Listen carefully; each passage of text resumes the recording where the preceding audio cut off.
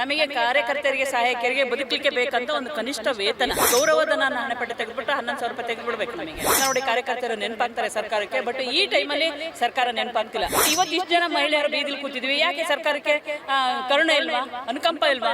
ಆ ಕೂಲಿ ಕೊಡಕ್ಕಾಗ್ತಿಲ್ಲ ಸರ್ಕಾರ ಅಂತಂದ್ರೆ ನಮ್ಮನ್ನು ಬಳಸ್ಕೊತಿರೋ ರೀತಿ ಯಾವ ರೀತಿ ಆಗಿದೆ ಅಂತ ಜೀತಕ್ಕೆ ಇಟ್ಬಿಟ್ಟಿದ್ದಾರೆ, ನಮ್ಮ ಜೀತಕ್ಕೆ ಇಟ್ಕೊಂಡಾರೆ. ಅದರಿಂದ ಮುಕ್ತಿಗೊಳಿಸಿ ನಮಗೆ ಒಂದು ಕನಿಷ್ಠ ವೇತನ ಕೊಡಿ. ಬಟ್ ನಾವು ಬಜೆಟ್ ಉದ್ದೇಶ ಇಟ್ಕೊಂಡು ಬಂದಿಲ್ಲ, ನಾವು ಈ ಸಲ ಬಂದಿರೋದು ಕನಿಷ್ಠ ವೇತನ ಈ ತಕ್ಷಣಕ್ಕೆ ಆಗ್ಬೇಕು ಅಂತಂದೇಳಿ ನಾವು ಬಂದಿರೋದು. ನಿಮ್ಮ ಒಂದು ಪ್ರತಿಭಟನೆ ಅನಿರ್ದಿಷ್ಟಾವಧಿ ಅಂತ ನೀವು ಕೈಗೊಂಡಿದ್ದೀರಾ. ಸೊ ರಾಜ್ಯದ ಎಲ್ಲ ಕಡೆಯಿಂದ ಕೂಡ ಬಂದಿದ್ದಾರೆ. ಈ ಒಂದು ಬೇಡಿಕೆ ನಿಮ್ಮ ಪ್ರಮುಖ ಉದ್ದೇಶ ಏನು ಅಂತ ತಿಳ್ಕೊಬಹುದಾ? ಈ ಒಂದು ಧರಣಿ ಈ ಪ್ರತಿಭಟನೆಯ ಪ್ರತಿಭಟನೆ ಉದ್ದೇಶ ಅಂತಂದ್ರೆ ನಾವು ಇಟ್ಟಿರ್ತಕ್ಕಂಥ ಒಂದು ಬೇಡಿಕೆ ಒಂದೇ ಮೇಡಮ್, ನಮಗೆ ಕಾರ್ಯಕರ್ತರಿಗೆ ಸಹಾಯಕರಿಗೆ ಬದುಕಲಿಕ್ಕೆ ಬೇಕಂತ ಒಂದು ಕನಿಷ್ಠ ವೇತನ. ಆ ವೇತನದಲ್ಲಿ ಏನು ಸರ್ಕಾರ ನಿಗದಿಪಡಿಸಿದೆ ಆ ನಿಗದಿಪಡಿಸಿರೋವಂಥ ಒಂದು ವೇತನ ಕೊಟ್ಟರೆ ಸಾಕು ಅಂತ. ಯಾಕೆಂದರೆ ಈ ಗೌರವಧನ ಹಣೆಪಟ್ಟಿ ತೆಗೆದುಬಿಟ್ಟು 11,000 ರೂಪಾಯಿ ತೆಗೆದುಬಿಡ್ಬೇಕು ನಮಗೆ. ಯಾಕೆಂದರೆ 10 ಹಲವು ನಮ್ಮ ಇಲಾಖೆಗಳ ಜೊತೆಗೆ 10 ಹಲವು ಕೆಲಸಗಳು ಮಾಡಿಸ್ಕೊತಿದ್ದೀರಾ. ಅವಾಗ ಅಂಗನವಾಡಿ ಕಾರ್ಯಕರ್ತರು ನೆನಪಾಗ್ತಾರೆ ಸರ್ಕಾರಕ್ಕೆ, ಬಟ್ ಈ ಟೈಮಲ್ಲಿ ಸರ್ಕಾರ ನೆನಪಾಗ್ತಿಲ್ಲ. ನೀವೇ ಈ ಕೇಳಿದ ಪ್ರಕಾರ ಹಂಗೆ ಅಂತಂದೇಳಿ ಶೌಚಾಲಯದ ವ್ಯವಸ್ಥೆ ಸಮಸ್ಯೆ ಇದೆ ಹಂಗೆ ಅಂತಂದೇಳಿ, ಆದರೂ ಕೂಡ ಇಷ್ಟು ಜನ ಮಹಿಳೆಯರ ಶೌಚಾಲಯ ಏನು ವಾಶ್ರೂಮ್ ಎಲ್ಲ ಮೊಬೈಲು ಇಲ್ದಿದ್ರೂ ಪರಲ್ಲ, ನಾವು ದುಡ್ಡು ಕೊಟ್ಟೆ ಅದನ್ನು ಮುಗಿಸ್ಕೊಂಬಂದು ನಾವು ಹೋರಾಟದಲ್ಲಿ ಭಾಗವಹಿಸ್ತೀವಿ ಅಂತಂದೇಳಿ ಭಾಗವಹಿಸ್ತಿದ್ದಾರೆ. ಬಟ್ ಅದನ್ನು ಸರ್ಕಾರ ಮನಗಾಣಬೇಕು. ನಮ್ಮ ಮಹಿಳೆಯರು ಸಿಡಿದಿದ್ರೆ ಯಾವ ರೀತಿ ನಮ್ಮ ಸರ್ಕಾರದ ಮೇಲೆ ಮುಗಿ ಬೀಳ್ತಾರೆ ಅಂತಂದರೆ, ಯಾಕೆಂದರೆ ಹೆಣ್ಮಕ್ಳು ಸರ್ಕಾರ ಹೆಣ್ಮಕ್ಳು ಪರವಾಗಿದೆ ಅಂತಂದೇಳಿ ಯಾವಾಗಲೂ ಹೇಳ್ತಕ್ಕಂಥ ಸರ್ಕಾರ ಟಿ ವಿ ಮುಂದೆ ಮಾಧ್ಯಮಗಳು ಮುಂದೆ. ಬಟ್ ಇವತ್ತು ಇಷ್ಟು ಜನ ಮಹಿಳೆಯರು ಬೀದಿಲಿ ಕೂತಿದ್ವಿ, ಯಾಕೆ ಸರ್ಕಾರಕ್ಕೆ ಕರುಣೆ ಇಲ್ವಾ, ಅನುಕಂಪ ಇಲ್ವಾ? ಅವ್ರ ಮನೆ ಮಹಿಳೆಯರಾದರೆ ಈ ಥರ ಬೀದಿಲಿದ್ದರೆ ಅವ್ರು ಸುಮ್ಮನೆ ಇರ್ತಿದ್ರೆ ಇಷ್ಟೊತ್ತಿಗೆ ಏನೋ ಒಂದು ವ್ಯವಸ್ಥೆ ಮಾಡಿ ನಿಮಗೆ ಕಳಿಸ್ಕೊಡ್ತೀನಿ ಅಂತಿದ್ರು. ನಾವು ಕೇಳ್ತಕ್ಕಂಥ ಒಂದು ವಿಚಾರ ಏನಪ್ಪ ಅಂದರೆ, ಹೊರಗಡೆ ಔಟರ್ಸನ್ನು ತೊಗೊಂಡಾಗ ಯಾವುದೇ ಒಂದು ಯೋಜನೆಯಲ್ಲಿ ಅವ್ರಿಗೆ 21,000 ರೂಪಾಯಿ ಕನಿಷ್ಠ ವೇತನ ಅಂತಂದೇಳಿ ಮಾಡಿರ್ತೀರ. ಅವ್ರದ್ದು ಯಾವುದೇ ಬೇಸಿಕ್ ಇಲ್ಲ, ಎಂಥದಿಲ್ಲ. ಬಟ್ ನಾವು ಇಷ್ಟು ವರ್ಷ 50 ವರ್ಷ ದಾಟಿದೆ, 50 ವರ್ಷಕ್ಕೆ ಬಂದಿದ್ದೀವಿ. ಈಗ 75ರಿಂದ ಹಿಡಿದು 25ನೇ ಇಸ್ವಿವರೆಗೂ ನಾವು ಸತತವಾಗಿ ನಿರಂತರವಾಗಿ ನಾವು ಅದಕ್ಕೋಸ್ಕರ ಸೇವೆ ಅಂತ ಮಾಡಿರ್ತಕ್ಕಂಥ ಒಂದು ಸೇವೆಯಲ್ಲಿ ನಾವು ಕನಿಷ್ಠ ಕೂಲಿ ಕೇಳ್ತಾ ಇದ್ದೀವಿ ಮೇಡಮ್. ಆ ಕೂಲಿ ಕೊಡೋಕ್ಕಾಗ್ತಿಲ್ಲ ಸರ್ಕಾರ ಅಂತಂದರೆ ನಮ್ಮನ್ನು ಬಳಸ್ಕೊತಿರೋ ರೀತಿ ಯಾವ ರೀತಿ ಆಗಿದೆ ಅಂತ ಜೀತಕ್ಕೆ ಇಟ್ಬಿಟ್ಟಿದ್ದಾರೆ. ಕೇಂದ್ರ ಮತ್ತು ರಾಜ್ಯ ಸರ್ಕಾರ ನಮ್ಮ ಅಂಗನವಾಡಿ ಕಾರ್ಯಕರ್ತರ ಸಹಾಯಕರನ್ನ ಜೀತಕ್ಕೆ ಇಟ್ಕೊಂಡಿದ್ದಾರೆ. ಪ್ರತಿ ಸಲ ಹೇಳ್ತಾರೆ ಜೀತ ಮುಕ್ತ ಮಾಡಬೇಕು ನಮ್ಮ ದೇಶನ, ನಮ್ಮ ರಾಜ್ಯನ ಅಂತೇಳಿ. ಬಟ್ ಈಗ ಇಟ್ಟಿರೋ ವ್ಯವಸ್ಥೆ ಏನಪ್ಪ ಅಂತಂದರೆ ಕಾರ್ಯಕರ್ತರಿಗೆ ಗೌರವಧನ ಅಂತ ಹೆಸರು ಇದು ಮಾಡಿಕೊಂಡು ನಮ್ಮನ್ನು ಜೀತಕ್ಕೆ ಇಟ್ಕೊಂಡಾರೆ. ಅದರಿಂದ ಮುಕ್ತಿಗೊಳಿಸಿ ನಮಗೊಂದು ಕನಿಷ್ಠ ವೇತನ ಕೊಡಿ. ನಾವು ಬೇರೆ ಏನೂ ಕೇಳ್ತಿಲ್ಲ, ನಮಗೆ ESI ಕೊಡಿ, ಅದು ಕೊಡಿ, ಇದು ಕೊಡಿ, ನಮಗೆ ರಜೆ ಕೊಡಿ, ಏನೂ ಕೇಳ್ತಾ ಇಲ್ಲ. ಬಟ್ ಈ ಸಲದ ಬೇಡಿಕೆ ಒಂದೇ, ನಮಗೆ ಕನಿಷ್ಠ ವೇತನ ಬೇಕು ಅಂತಂದೇಳಿ. ಆ ಬೇಡಿಕೆ ಈಡೇರ್ತು ಅಂತಂದರೆ ನಾವು ಇವತ್ತೆಲ್ಲ ನಾಳೆನೇ ಮುಗೀತು ಅಂತಂದರೆ ನಾಳೆನೇ ಹೋಗ್ತೀವಿ. ಸಂಜೆ ಸರ್ ಕರೆದು ನಮ್ಮ ಹತ್ರ ಮಾತಾಡಿ ನಮಗೆ ಲಿಖಿತ ರೂಪದಲ್ಲಿ ಕನಿಷ್ಠ ವೇತನ ಕೊಡ್ತೀನಿರಮ್ಮ, ನಿಮ್ಮ ಏನು ಧರಣಿ ಇದೆ ವಾಪಸ್ ತೊಗೊಳ್ರಿಂದ ಖಂಡಿತ ತೊಗೋತೀವಿ. ನಮಗೂ ಇಲ್ಲಿ ಬೀದಿಲಿ ಚಳಿ, ಕೊರಿಯೋ ಅಂತ ಚಳಿ, ಬೆಳಗಿನ ಜಾವ ಇಲ್ಲಿ ನೋಡಿದರೆ ಹನಿ ಹನಿ ನೀರು ಬೀಳ್ತಾ ಇತ್ತು. ಅಷ್ಟು ಚಳಿನಲ್ಲಿ 50 ವರ್ಷ 60 ವರ್ಷ ದಾಟಿರೋ ಅಂಥ ಹೆಣ್ಮಕ್ಳಿದ್ದಾರೆ. ಆ ಹೆಣ್ಮಕ್ಳ ಸಮಸ್ಯೆ ಏನು, ನಾವು ಈ ಥರ ಕೂರಿಸಿದ್ರೆ ನಮಗೆ ಗೌರವನ ಘನತೆನ ಅಂತ ಸರ್ಕಾರ ಸ್ವಲ್ಪ ಯೋಚನೆ ಮಾಡಿ ನಮ್ಮ ಪರವಾಗಿ ನಿಂತು ನಾವು ಕೇಳ್ತಕ್ಕಂಥ ಬೇಡಿಕೆ ದೊಡ್ಡ ಏನು ಹೆವಿ ಅಮೌಂಟಿನ ಬೇಡಿಕೆ ಏನಲ್ಲ, ಸಣ್ಣ ಅಮೌಂಟೇ. ಅದು ಸರ್ಕಾರದ ಮಟ್ಟದಲ್ಲಿ ಸಣ್ಣ ಅಮೌಂಟೇ. ಹಾಗಾಗಿ ನಾವು ಇಷ್ಟೆಲ್ಲ ಕೆಲಸ ಮಾಡೋವಂಥ ಕಾರ್ಯಕರ್ತರಿಗೆ ಒಂದು ನೆಮ್ಮದಿಯಾಗಿ ಬದುಕಲಿಕ್ಕೆ, ಒಂದು ಜೀವನ ನಡೆಸಲಿಕ್ಕೆ ನಮಗೆ ಒಂದು ಕನಿಷ್ಠ ವೇತನ ಕೊಡಬೇಕು ಅಂತಂದರೆ ನಾವು ಈ ಸಂದರ್ಭದಲ್ಲಿ ಕೇಳ್ಕೊಳ್ಳೋದು. ನಿಮ್ಮ ಬೇಡಿಕೆ ಸ್ವಾಗತ.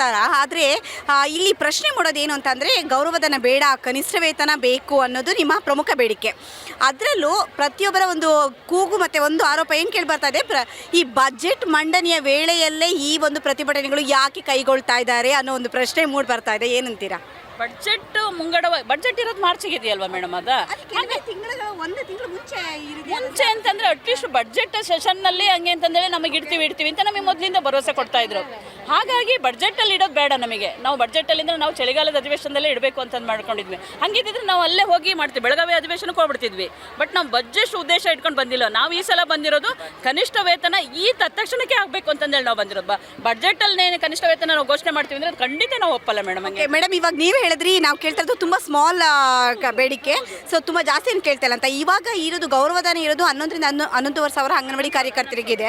ಸೊ ಸಹಾಯಕರಿಗೆ ಒಂದು 6,500 ಏನೋ ಇದೆ ಅಂತ, 6,000 ಇದೆ. ಸೊ ನಿಮ್ಮ ಬೇಡಿಕೆ ಬಂದಿರೋದು ಇದು ಕನಿಷ್ಠ ವೇತನ ಒಂದು 25,000 ರೂಪಾಯಿ ಬೇಕು ಅಂತ ಕೇಳ್ತಾ ಇದ್ದೀರಾ. ಸೊ ನಿಮ್ಮ ಪ್ರಕಾರ ಈ ಒಂದು ದೊಡ್ಡ ಮೊತ್ತದ ಬೇಡಿಕೆ ನೀವು ಮುಂದಿಡ್ತಾ ಇದ್ದೀರಾ. ಸೊ ಇದನ್ನು ಈಡೇರಿಸೋದಕ್ಕೆ ರಾಜ್ಯ ಸರ್ಕಾರದಲ್ಲಿ ಸಾಧ್ಯ ಆಗುತ್ತಾ ಅನ್ನೋ ಒಂದು ಪ್ರಶ್ನೆ ಕೂಡ ನಮ್ಮ ಕಡೆಯಿಂದ ಇದೆ. ಏನಂತೀರಾ? ಸೊ ಈ ಒಂದು ದೊಡ್ಡ ಬೇಡಿಕೆ, ದೊಡ್ಡ ಮೊತ್ತದ ಬೇಡಿಕೆ ನಿಮ್ಮಲ್ಲಿದೆ, ಸಾಧ್ಯ ಆಗುತ್ತೆ. ಹೆಣ್ಮಕ್ಳು ಮನಸ್ಸು ಮಾಡಿದ್ರೆ ಏನಾದ್ರು ಮಾಡ್ಬೋದು ಅಂತಂದೇಳಿ ಹೇಳಿ ರಾಜ್ಯ ಕೇಂದ್ರ ಸರ್ಕಾರಗಳಿಗೆ ಗೊತ್ತಾಗಿದೆ. ಹಾಗಾಗಿ ಹಿಂದಿನ ಸರ್ಕಾರದವರು ಇದೇ ಥರ ನಮ್ಮ ಮೇಲೆ ಧೋರಣೆ ತೋರಿದ್ದಕ್ಕೆ ನಾವು ತಕ್ಕಂಥ ಪಾಠ ಕಲಿಸಿದ್ದೀವಿ. ಆ ಪಾಠ ಪ್ರತಿ ಸಲನೂ ಅದು ರಿಪೀಟ್ ಆಗ್ತಾ ಇರುತ್ತೆ, ಚಕ್ರ ತಿರುಗ್ತಾನೆ ಇರಬೇಕಲ್ವ ಸರ್. ನಾವು ಏನು ಎಲೆಕ್ಷನ್ ಪರ್ಪಸ್ ಇಟ್ಕೊಂಡು ನಾವು ಮಾಡ್ತಾ ಇಲ್ಲ, ನಾವು ಮಾಡ್ತಕ್ಕಂಥದ್ದು ನಾವು ಕೂಲಿ ಮಾಡ್ತಾ ಇದ್ವಿ, ಅದಕ್ಕೊಂದು ಕನಿಷ್ಠ ವೇತನ ಕೂಲಿ ಕೊಡಿ ಅಂತ ನಾವು ಕೇಳ್ತಾ ಇದ್ವಿ. ಅಷ್ಟು ಬಿಟ್ಟರೆ ಹೆಂಗೆ ಅಂತಂದೇಳಿ ನಾವು ಅವ್ರ ಮೇಲೆ ಒತ್ತಡ ತರಬೇಕು, ಅವರಿಗೆ ದೊಡ್ಡ ಮೊತ್ತ ಖಂಡಿತ ಅಲ್ಲ ಸರ್ಕಾರಕ್ಕೆ. ಅವ್ರು ಸ್ವಲ್ಪ ಯೋಚನೆ ಮಾಡಿ ಒಂದು ನಿರ್ಧಾರ ತೊಗೊಂಡ್ಬಿಟ್ರೆ ಸಿ ಎಮ್ ಅವರು ಅಂದರೆ ಬೇರೆ ಬೇರೆ ನಿರ್ಧಾರಗಳನ್ನ ಸಂಪುಟ ಸಭೆಯಲ್ಲಿ ಒಂದು ಚರ್ಚೆ ಮಾಡ್ಕೊಂಡು ಸಡನ್ನಾಗೆ ತೊಗೊಬಿಡ್ತಾರೆ. ಅಷ್ಟು ದೊಡ್ಡ ಮಟ್ಟದ ಇದೇನು ಆಗಲ್ಲ ಹಂಗೆ ಅಂತಂದರೆ. ಯಾಕಪ್ಪ ಅಂದರೆ ಸರ್ಕಾರದ ಏನು ನೌಕರರಿದ್ದಾರೆ ಅವರಿಗೆ 7ನೇ ವೇತನ 6ನೇ ವೇತನ TAD ಎಲ್ಲ ಪ್ರತಿ ವರ್ಷ ಮಾಡ್ತೀರಾ. ಯಾಕೆಂದರೆ ಅವ್ರು ದೊಡ್ಡ ಮಟ್ಟದಲ್ಲಿದ್ದಾರೆ ಅಂತಂದೇಳಿ. ನಾವು ದೊಡ್ಡ ಮಟ್ಟದಲ್ಲಿದ್ದೀವಿ, 1,40,000 ಜನ ಇದ್ದೀವಿ ಅಂಗನವಾಡಿ ಕಾರ್ಯಕರ್ತ ಸಹಾಯಕರು ಇಡೀ ರಾಜ್ಯದಲ್ಲಿ.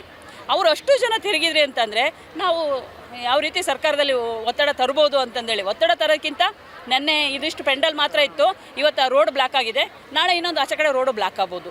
ಯಾಕಪ್ಪ ಅಂತಂದರೆ ಮಹಿಳೆಯರು ಇಟ್ಟಿರ್ತಕ್ಕಂಥ ಬೇಡಿಕೆ 10 ಹಲವು ಬೇಡಿಕೆ ಇರ್ತಿದ್ವಿ ಇಷ್ಟು ದಿನ. ನಮಗೆ ಅದು ಮೇಜರಾಗಿ ನಮಗೆ ಭರವಸೆ ಕೇಳಿ ಬೇಸತ್ತು. ಈ ಸಲ ಇಟ್ಟಿರೋದು ಒಂದೇ ಬೇಡಿಕೆ, ನಮಗೆ ಕನಿಷ್ಠ ವೇತನ ಬೇಕು ಅಂದರೆ ಅದು ಕೊಡೋವರೆಗೂ ದಯವಿಟ್ಟು ನಾವು ಈ ಚಳುವಳಿನ ವಾಪಸ್ ತಗೊಳ್ಳಲ್ಲ, ನಾವು ಮುಂದುವರಿಸ್ತೀವಿ. ಇದಕ್ಕಿಂತ ಇನ್ನೂ ಉಗ್ರವಾಗಿ ನಾಳೆ ನಾಡಿದ್ದು ಅಂತ ಏನಾರು ಬಂತು ಅಂದರೆ ಇನ್ನೂ ಇದಕ್ಕಿಂತ ಉಗ್ರ ಸ್ವರೂಪ ತಾಳೋದಕ್ಕಿಂತ ಮುಂಚೆ CM ಅವರು ಯೋಚನೆ ಮಾಡಿ ಅದಕ್ಕೇನು ಬೇಕು ಅದನ್ನು ಚರ್ಚೆ ಮಾಡಿ ನಮ್ಮ ಜೊತೆಗೆ ನಮಗೆ ಒಂದು ಲಿಖಿತವಾಗಿ ಬರ್ಕೊಟ್ಬಿಟ್ರೆ ನಾವು ವಾಪಸ್ ತಗೊಳ್ತೀವಿ ಅಂತಂದೇಳಿ ಸರ್ಕಾರಕ್ಕೆ ಒಂದು ಮನವಿ ಮಾಡ್ಕೊತೀವಿ. ಓಕೆ.